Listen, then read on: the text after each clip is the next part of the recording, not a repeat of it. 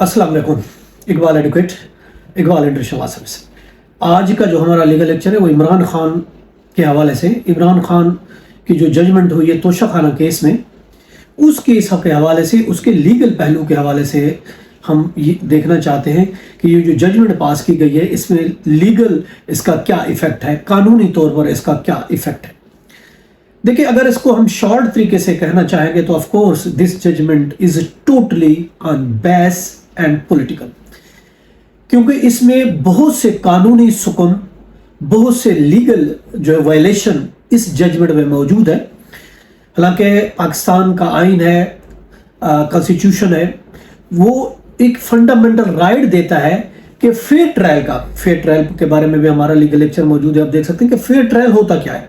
Fair trial का मकसद ये है कि ऐसा इंसाफ जो होता हुआ नजर आए, ऐसा इंसाफ, और लीगल कानून के पूरे तरीके को अडॉप्ट करते हुए और एक्यूज को दिफा का पूरा हक देने के बाद जो जजमेंट हो, जो फैसला हो, वो उसका जो है फंडामेंटल राइट है हर एक्यूज का, हर बंदे का, कि अगर उसके पास केस बनता है तो उसको पूरा राइट बनते हैं। मगर अगर हम इस जजमेंट को देखते हैं तो इसमें बहुत ही ज्यादा इसमें लीगल डिफेक्टेड है और इसमें कानूनी सुकून मौजूद है। तो इसलिए ये कहा जा सकता है ये प्री प्लान्ड और कानून का ये कत्ल है, और ये पहले से एक पॉलिटिकल ये एक फैसला है।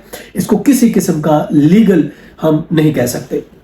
अगर हम देखते हैं, कानून को देखते हैं, पहली बात तो अगर इसमें जो पॉइंट हम देखते हैं, पहली बात तो ये जो भी ये एक कोई एफआईआर नहीं थी, तोशाखाना केस एक कंप्लेंट थी। कंप्लेंट का तो प्रोसीजर ये होता है कि वो मजिस्ट्रेट के पास फाइल की जाती है, वहाँ जो है गवाहों के बयान होते हैं। अगर उसके बाद वो इंटरटेन होती है, उसमें देखा जाता है कि इसमें कोई जान है, और तो फिर उसको जो है मजिस्ट्रेट जो है ना उसको वो एक्सेप्ट करता है, और फिर अगर उसकी है जो रिडक्शन की है तो अपने पास रखेगा, वरना वो डीजे को, डिस्ट्रिक्ट जज को भेज देगा। मगर यहाँ ऐसा नहीं हुआ।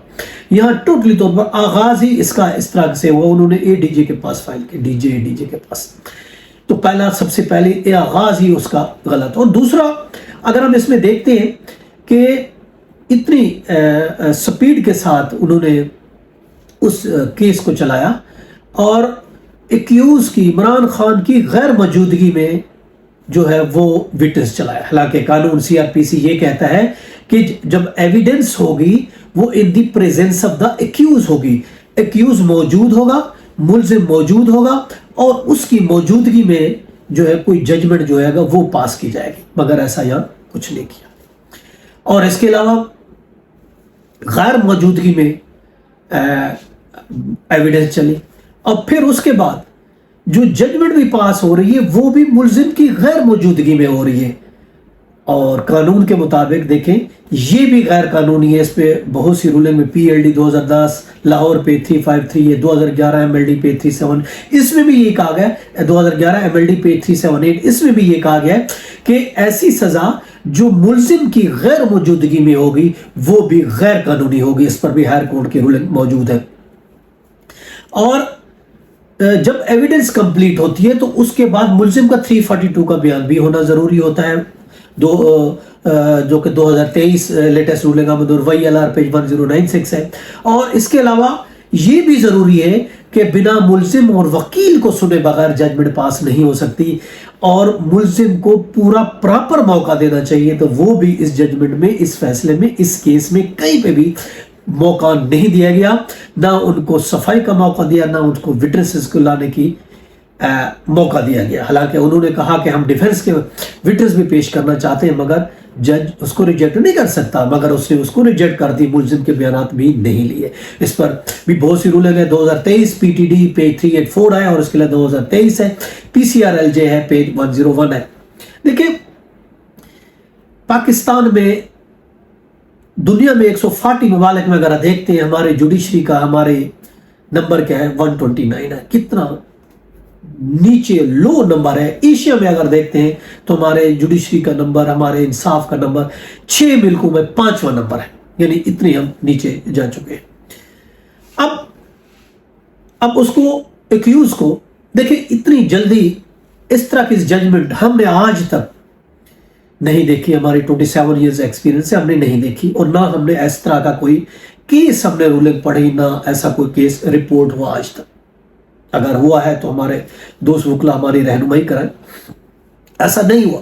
एक तरफ अगर हम देखते हैं सुप्रीम कोर्ट का आर्डर होता है इलेक्शन कराओ, मगर सुप्रीम कोर्ट के आर्डर पर कोई अमल नहीं करता। अगर इमरान खान की जजमेंट पे अगर देखते हैं, आधे घंटे के अंदर अंदर 10 मिनट के अंदर अंदर जो ही जजमेंट होती है उसी टाइम अभी तक इधर से जजमेंट हो रही होती है और उधर लाहौर में उसकी गिरफ्तारी हो जाती है। कितना तेज तरीन, और एक ही दिन में 2-2 दफा केस लगता है। आम रूटीन में हम जाते, हम रिक्वेस्ट करते हैं, अरे भाई हमें 1 हफ्ते की डेट दे दो, कहते हैं नहीं हम आपको 20 दिन की, 1 महीने से कम हम आपको डेट नहीं दे सकते। इतनी यानी, और यहाँ समरी ट्रायल भी देख लें, अगर हम क्रिमिनल समरी ट्रायल को भी देख लेते हैं, उस हिसाब से 2-3 दिन की फिर भी डेट मिलती है। एक समरी ट्रायल में भी अगर हम देखते हैं क्रिमिनल को भी, उसमें भी 2-3 दिन की डेट मिलती है। तो यहाँ एक दिन में कई दफा फिक्स होता है और मजबूर किया जाता है। आप आज ही अगर आप देखते हैं जजमेंट को, 15 मिनट में ये जजमेंट अनाउंस की जाती है रिजर्व होने के बाद, और 15 मिनट में 30 सफ़े का पेज भी लिखा हुआ आ जाता है। इट मींस ये जजमेंट पहले से बन चुकी थी, सिर्फ अनाउंसमेंट उसी टाइम हुई। अदरवाइज 30 पेज की जजमेंट 10 मिनट में नहीं लिखी जा सकती।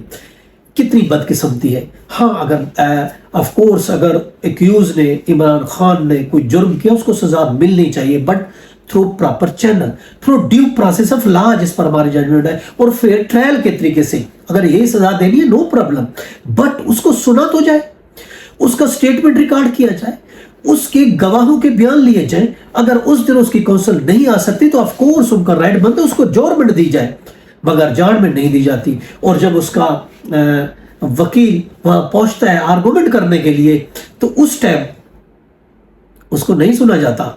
वो आर्गुमेंट करना चाहता है, जज अपनी जजमेंट अनाउंस करना शुरू कर देते हैं। कितने ही एक कह सकते हैं कि बदकिस्मती की बात है, कितना वायलेशन इसमें। ना तो वकील, अब वकील मौजूद है, आप देखिए जजमेंट में लिखा है कि वकील ही गैर मौजूद ही नहीं था। तो इट मीन ये जजमेंट पहले से बन चुकी थी और अनाउंस उस टाइम दी गई है, और कोई उसमें वो नहीं दिया गया। आप अगर हम देखते हैं, ये एक ऐसी जजमेंट है जो बगैर किसी हियरिंग के हो रही है। हालांकि इस केस में हाई कोर्ट ने इसको रिमांड बैक किया है कि दोबारा से इसकी मेटेबिलिटी पर बहस की जाए। मेटेनेबिलिटी पर भी बहस नहीं की, हालांकि एक दिन तो बाकायदा उसकी मेंटेबिलिटी पर हेयरिंग पे रखना चाहिए था। जज फिर 2 दिन की, 4 दिन की, 5 दिन की डेट देता, चले जी मेंटेबिलिटी साबित हो गई, अब फाइनल आर्गुमेंट करें, दोबारा से चले इसको केस को चलाते हैं। रिमांड का ये मकसद होता है, मगर यहाँ कुछ भी नहीं हुआ, और ऊपर हाई कोर्ट में भी अभी पेंडिंग है इसके हवाले से। और जहां तक इतना ये बहस जज पे मेरे मौजूद है पहले से लीगल लेक्चर के बहस जज क्या होता है, तो बहस जज पर ये पूरा उतरते हैं। बहस जज पर तो बहस जज की तो वैसे ही एक अखलाकी तौर पर, एक तो ये लीगल वायलेशन है, और ना इस जजमेंट की एक लीगल वैल्यू है और ना इसकी अखलाकी वैल्यू है। एक बहस जज है।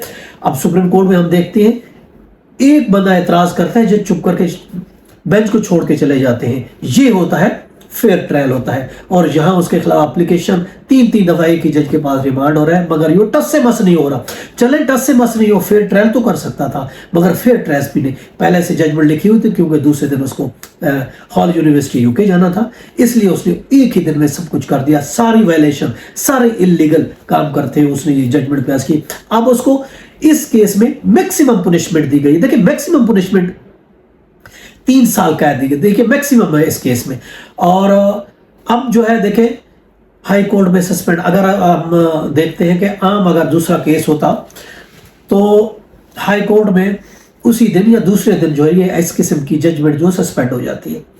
अपील जब फाइल करते हैं कन्विक्शन के खिलाफ, तो एक सस्पेंशन ऑफ जो सजा की है वो एप्लीकेशन दी जाती है और उसी टाइम सस्पेंड हो जाती है। बाकी उसके बाद हियरिंग के लिए फिक्स होती है। ये तरीकेकार होता है। अब let's see Lahore high court میں کیا ہوتا ہے، سوری اسلام آباد ہائی کورٹ میں کیا ہوتا ہے، اس کے بعد پھر آف کورس سپریم کورٹ بھی ہے.